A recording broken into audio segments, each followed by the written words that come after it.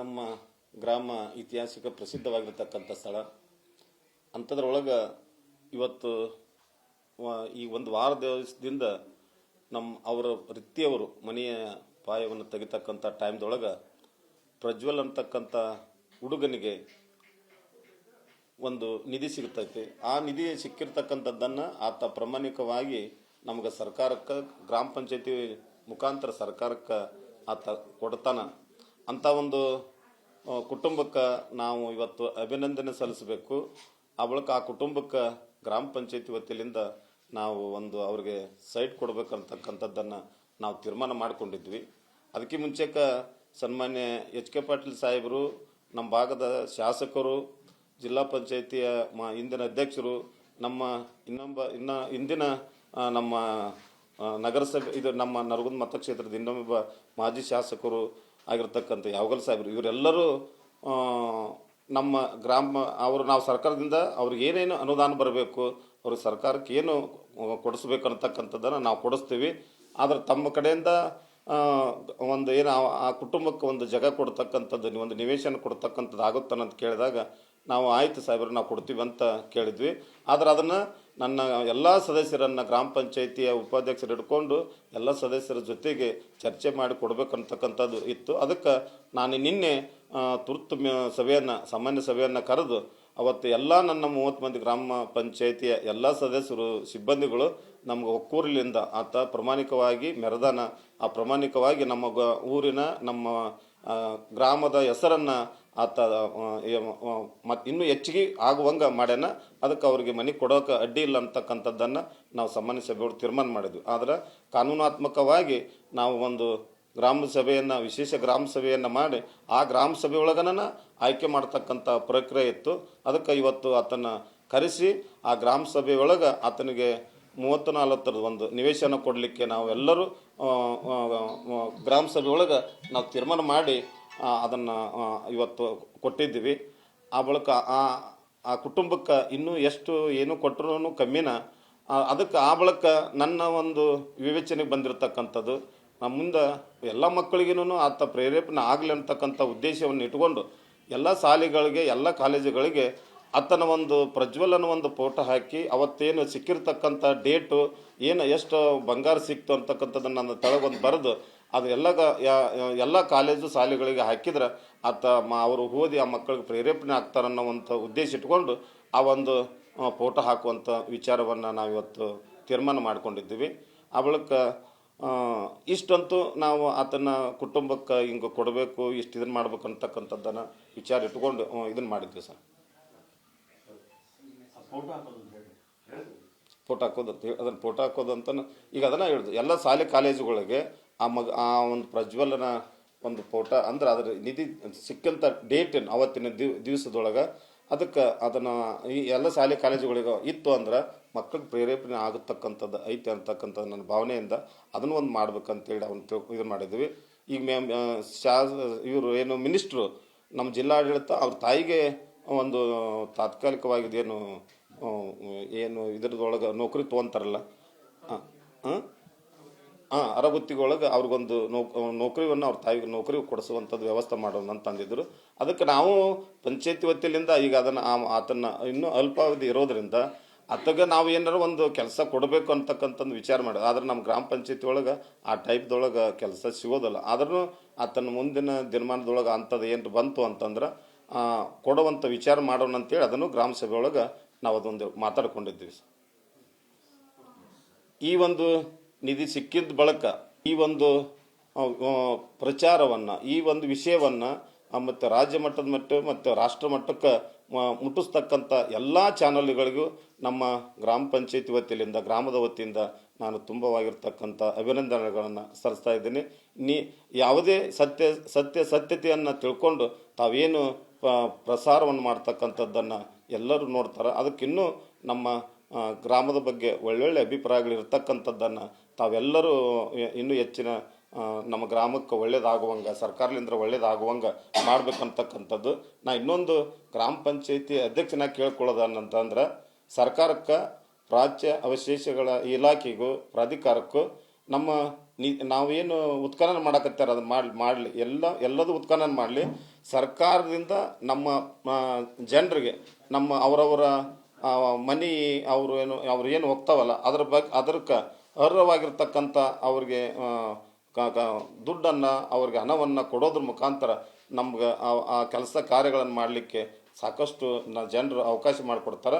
ಅದಕ್ಕೆ ಸರ್ಕಾರದಿಂದ ಬರ್ತಕ್ಕಂಥ ಅನುದಾನವನ್ನು ಅವ್ರಿಗೆ ಕೊಟ್ಟು ನಮಗೆ ಅಭಿವೃದ್ಧಿ ಕೆಲಸಕ್ಕೆ ತಾವೆಲ್ಲ ನಾವು ಮಾಡಲಿಕ್ಕೆ ನಮ್ಮದು ಅನುಮತಿ ಐತಿ ಅಂತಕ್ಕಂಥದ್ದನ್ನು ಕೇಳಿಕೊಂಡು ಈ ಎಲ್ಲ ಸುದ್ದಿ ಮಾಧ್ಯಮದವರಿಗೆ ನಾನು ಮತ್ತೊಮ್ಮೆ ಅಭಿನಂದನೆ ಸಲ್ಲಿಸಿ ಅವರಿಗೆ ಶುಭವಾಗಲಿ ಅಂತಕ್ಕಂಥದ್ದು, ಆ ಮಗನಿಗೆ ಅವ್ರ ರೀತಿಯ ಕುಟುಂಬಕ್ಕೆ ಒಳ್ಳೆಯದಾಗಲಿ ಅಂತೇಳಿ ನಾನು ಹಾರೈಸ್ತಾ ಇದ್ದೇನೆ. ಈ ನಮ್ಮ ಗ್ರಾಮ ಐತಿಹಾಸಿಕ ಪ್ರಸಿದ್ಧವಾಗಿರ್ತಕ್ಕಂಥ ಸ್ಥಳ.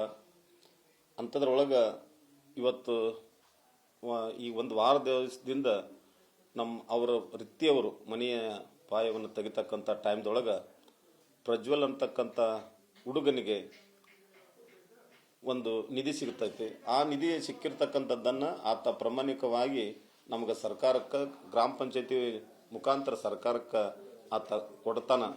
ಅಂಥ ಒಂದು ಕುಟುಂಬಕ್ಕೆ ನಾವು ಇವತ್ತು ಅಭಿನಂದನೆ ಸಲ್ಲಿಸಬೇಕು. ಆ ಬಳಿಕ ಆ ಕುಟುಂಬಕ್ಕೆ ಗ್ರಾಮ ಪಂಚಾಯತಿ ವತಿಯಿಂದ ನಾವು ಅವ್ರಿಗೆ ಸೈಟ್ ಕೊಡಬೇಕಂತಕ್ಕಂಥದ್ದನ್ನು ನಾವು ತೀರ್ಮಾನ ಮಾಡಿಕೊಂಡಿದ್ವಿ.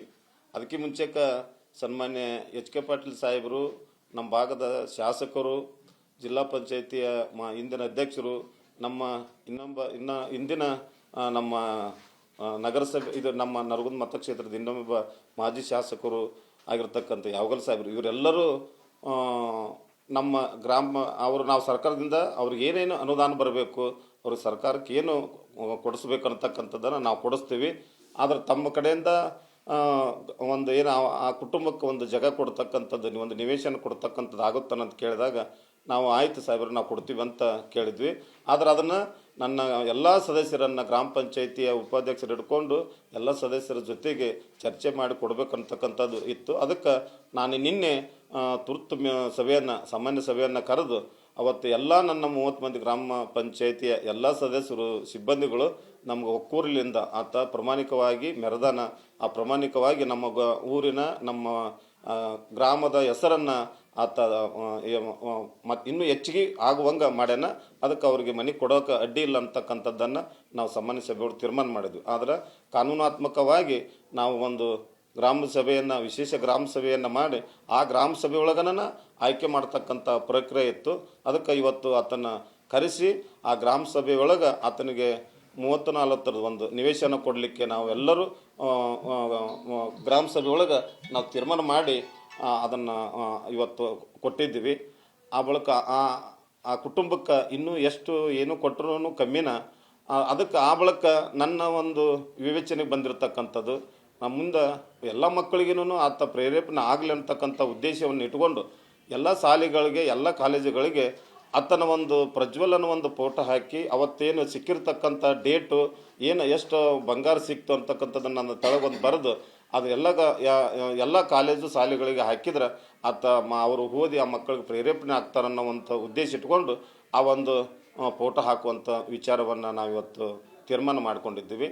ಆ ಬಳಿಕ ಇಷ್ಟಂತೂ ನಾವು ಆತನ ಕುಟುಂಬಕ್ಕೆ ಹಿಂಗೆ ಕೊಡಬೇಕು, ಇದನ್ನು ಮಾಡ್ಬೇಕು ಅಂತಕ್ಕಂಥದ್ದನ್ನು ವಿಚಾರ ಇಟ್ಕೊಂಡು ಇದನ್ನು ಮಾಡಿದ್ವಿ ಸರ್.